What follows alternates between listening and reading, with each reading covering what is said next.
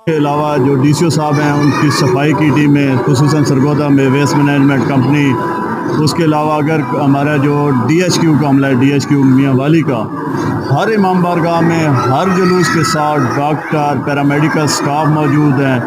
हत्ता कि यहाँ तक कि डीसीओ साहब के आर्डर से जुलूस में मातमियों के लिए, अज़ादारों के लिए खुसूसी सबीलों का इंतज़ाम किया गया है।